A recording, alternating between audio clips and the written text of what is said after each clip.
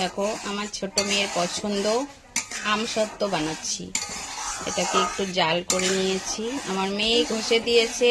এবার এগুলোকে জাল করে তারপরে আমি থালায় শুকোতে দেব।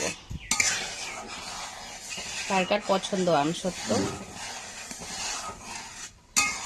আমিও খাই, কিন্তু আমার ছোট মেয়ে বেশি পছন্দ করে। এগুলো কিন্তু শুধু আম।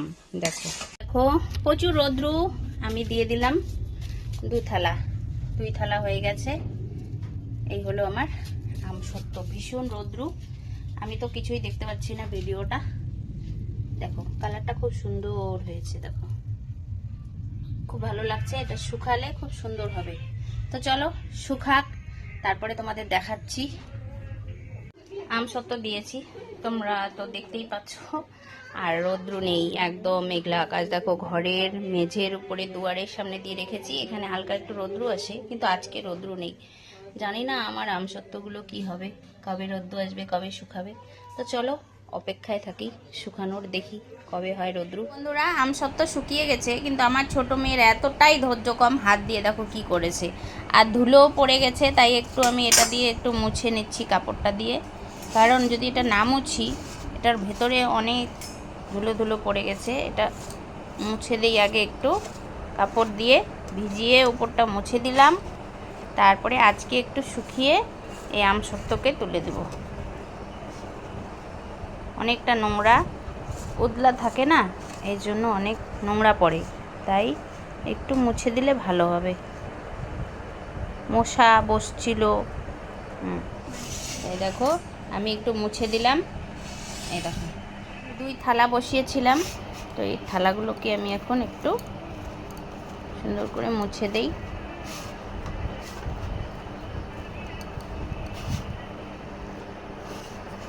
কাপড়টা দিচ্ছি, কাপড়টার টুকরাগুলোও যাচ্ছে এখানে।